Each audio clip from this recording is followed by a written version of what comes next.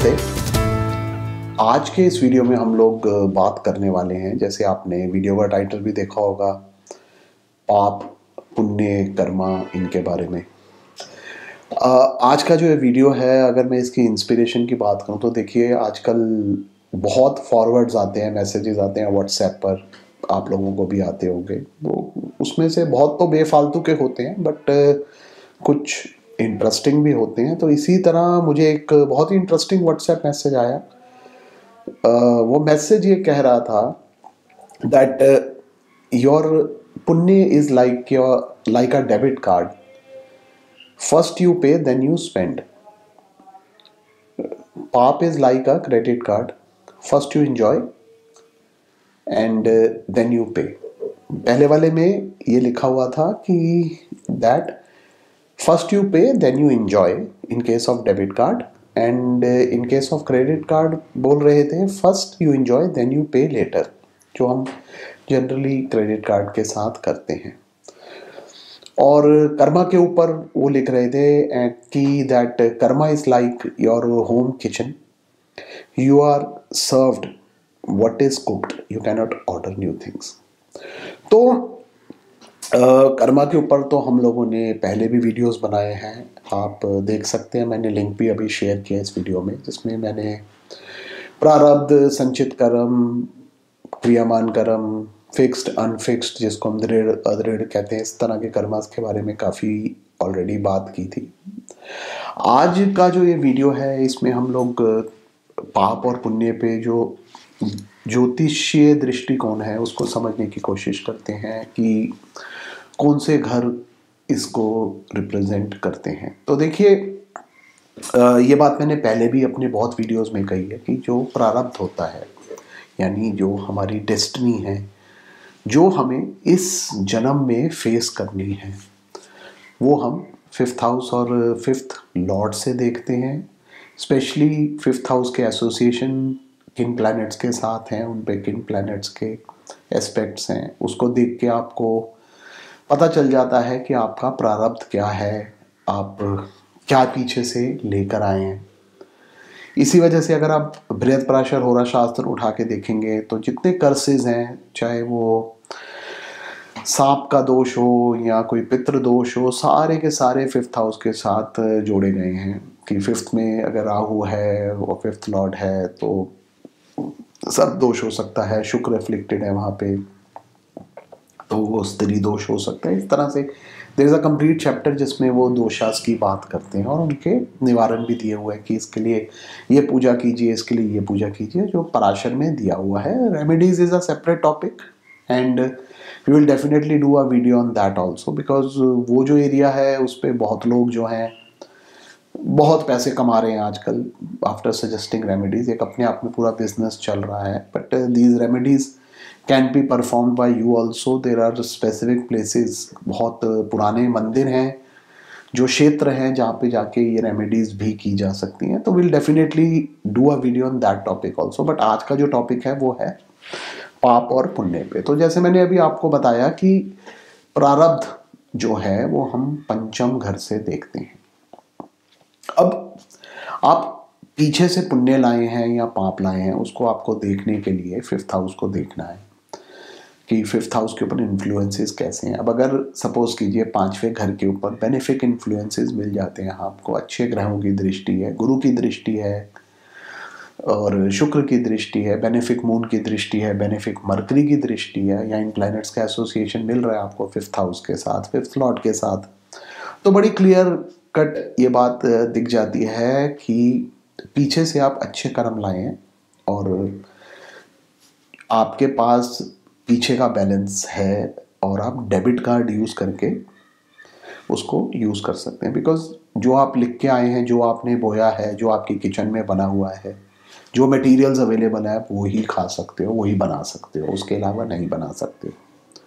अब जो free will है वो भी इसी एरिया में ऑपरेट करती है, क्योंकि अगर आप देखोगे थर्ड हाउस, जिसको हम पुरुषार्थ कहते हैं, फ्री विल बोलते हैं, वो पंचम से 11वां है, यानी पांचवें घर का लाभ है। तो अगर वहाँ पे आपको सॉरी, मेरा थोड़ा गला खराब है तो इसलिए बीच में हो सकता है थोड़ी सी खांसी आपको सुननी पड़े। तो देखिए, जो थर्ड हाउस है वो पंचम से 11वां स्थान है, और अगर वहाँ पे आप इन्फ्लुएंसेस देखेंगे, जनरली हम लोगों ने थर्ड और 11th में मेलेफिक्स को प्रेज किया है, तो फ्री विल आपको वहाँ से मिल जाती है अगर आपके थर्ड और 11th में मेलेफिक प्लैनेट्स अवेलेबल हों तो।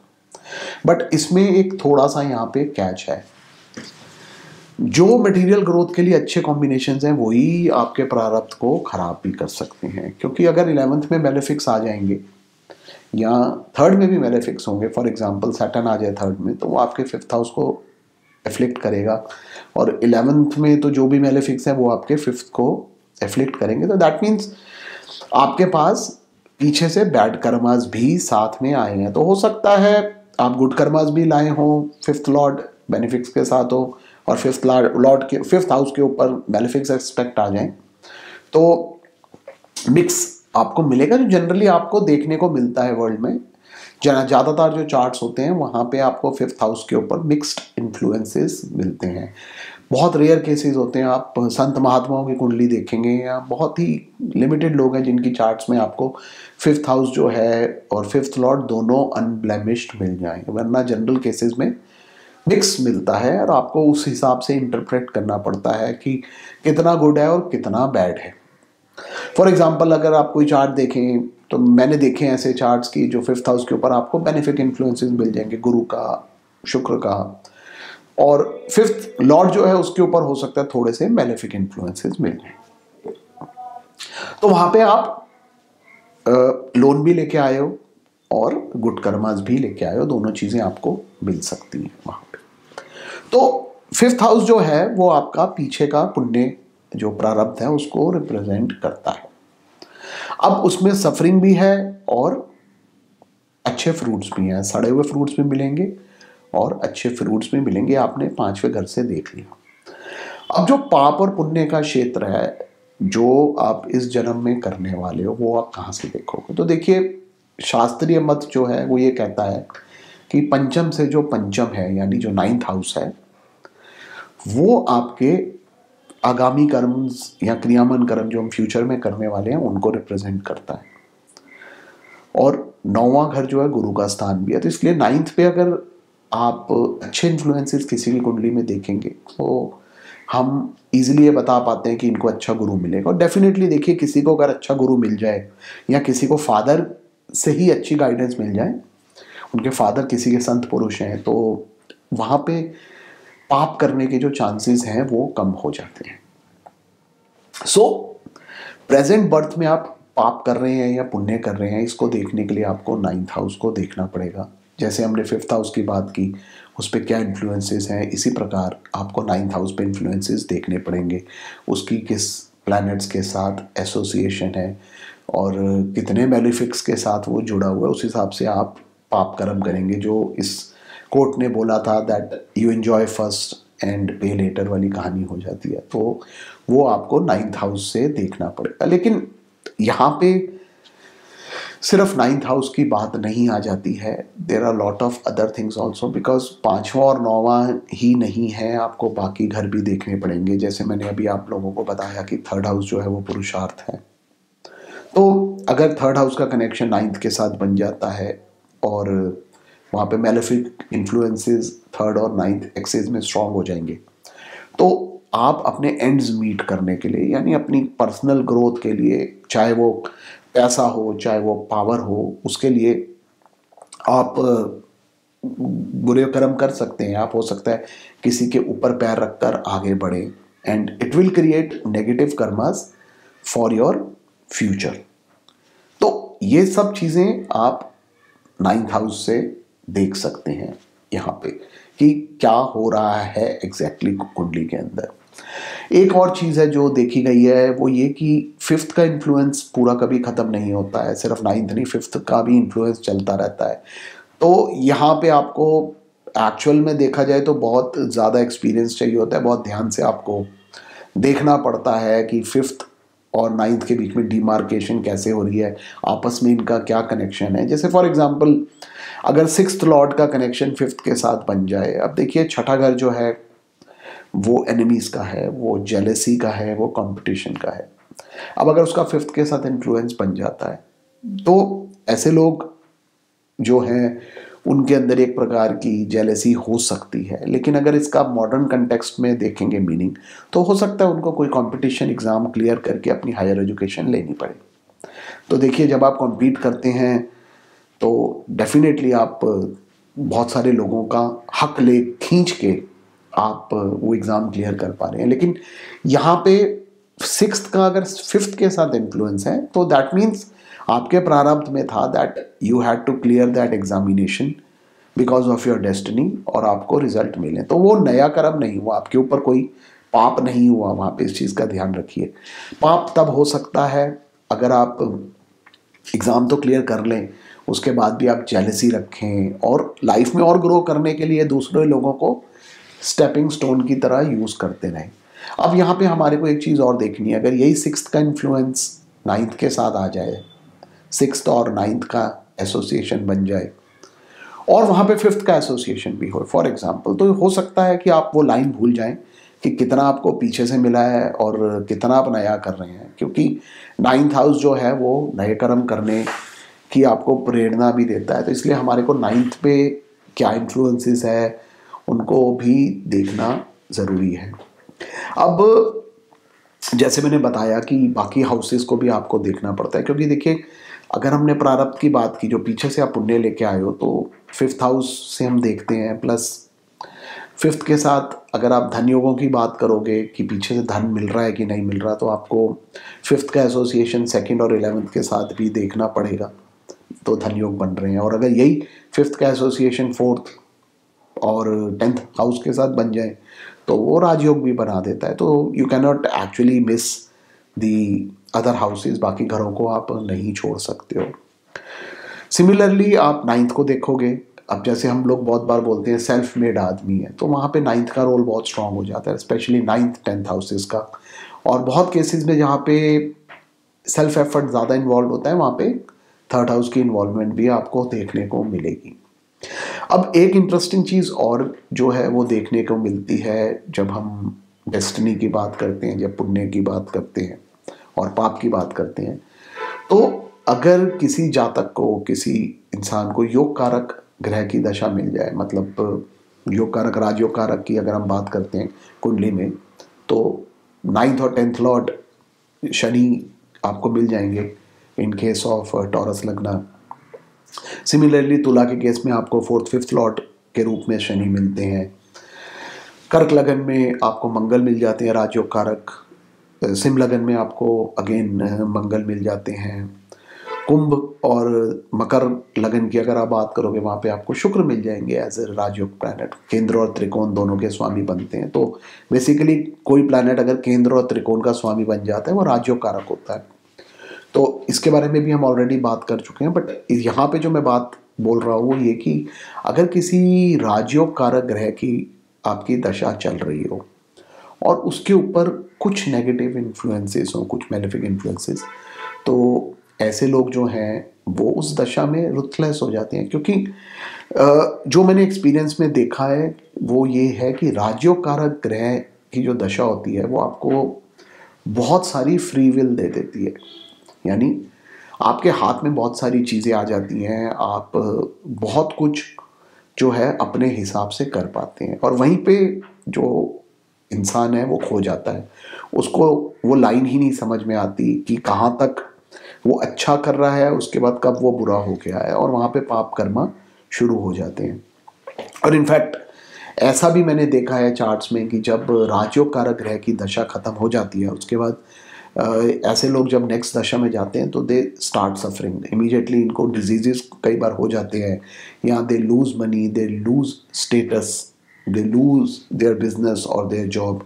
ऐसी चीज़ें भी आपको देखने मिलेंगी। बट वो उन केसेस में होगा जब वो दशा खराब होगी, तो दैट मीन्स वहाँ पे तो उनको जो उन्होंने बुरे कर्म किए अपनी राजयोग कारक दशा में उसका इंस्टेंट रिजल्ट मिल गया। बट समटाइम्स पूरा का पूरा इंस्टेंट रिजल्ट नहीं मिल पाता है और वो आगे कैरी फॉरवर्ड भी हो जाता है। तो अगेन ये चीज़ को आपको देखने के लिए चार्ट को डीप में स्टडी करना पड़ता है। आपको D1 के अलावा आपको डिविजनल चार्ट्स में जाना पड़ता है। नवांश जो आपके सूक्ष्म कर्मास को रिप्रेजेंट करता है। सूक्ष्म, सॉरी मैंने शायद सूक्ष्म बोल दिया था, तो सूक्ष्म कर्मास को रिप्रेजेंट करता है, वो नवांश को आपको देखना पड़ता है। एंड अगर आपको किसी की स्पिरिचुअल साइड देखनी है कि वो कितने अच्छे हैं अंदर से, तो you have to see D20 also, जिसको हम विमशामशा बोलते हैं। क्योंकि किसी की भी जो स्पिरिचुअल साइड है वो हम विमशांश कुंडली से देखते हैं। स्पिरिचुअल ग्रोथ जो है वहीं से देखी जाती है, तो उसको भी आपको स्टडी करना पड़ता है।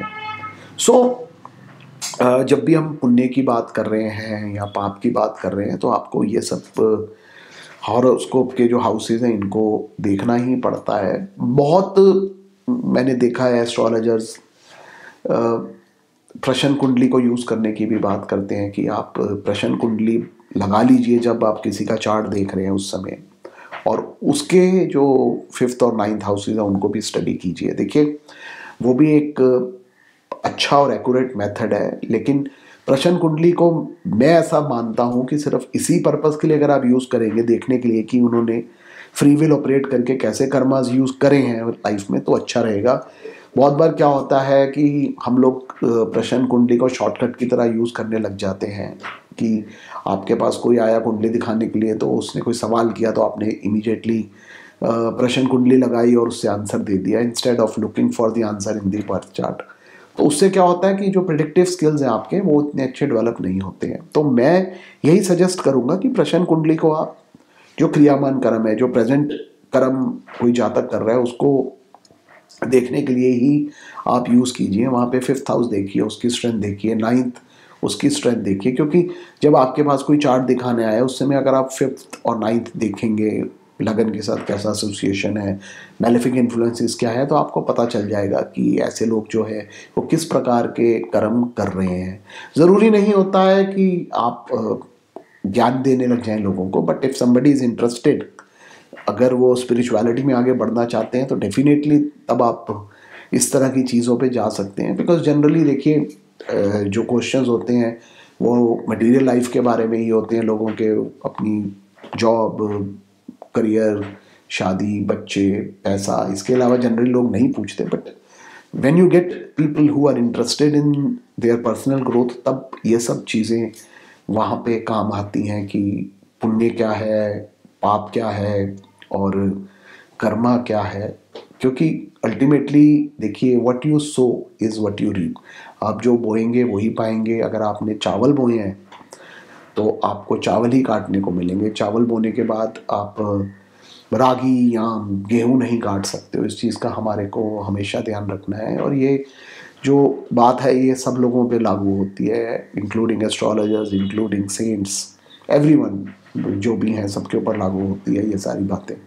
तो इसलिए मैं इसको समअप करूँगा कि जब भी आप पाप और पुण्य देख रहे हैं किसी कुंडली में, जो पीछे से आया है उसको देखने के लिए आपको 5th हाउस, 5th लॉर्ड, उसकी स्टेट देखनी है। और फ्यूचर में वो इस जन्म में क्या कर्म कर रहे हैं उसको देखने के लिए आपको 9th हाउस, 9th लॉर्ड के ऊपर हमेशा फोकस करना है। You have to see the 3rd and the 11th houses also. Plus लग्न तो definitely you have to see. लग्न को तो हम कभी छोड़ ही नहीं सकते, क्योंकि ये जो धर्म त्रिकोण है ये बहुत इम्पॉर्टेंट है। एंड जैसे मैंने आपको बताया कि राजयोग कारक दशाज आर ऑल्सो वेरी इंपॉर्टेंट। वहाँ पे अगर नेगेटिव इन्फ्लुएंसेस आपको मिल जाएंगे तो हो सकता है कि जो जातक है वो पैसा कमाने के लिए या करियर में ग्रो करने के लिए, लाइफ में ग्रो करने के लिए कुछ बुरे कर्म कर रहा है। तो that also you have to see in the chart. So आज के लिए इतना ही। हम डेस्टिनी और कर्मा की सीरीज़ में और भी वीडियोस बनाते रहेंगे। Maybe I will come up with a chart also. थोड़ा सा इसको और एक्सप्लेन करने की डिटेल में कोशिश करूँगा। आज के लिए इतना ही। धन्यवाद।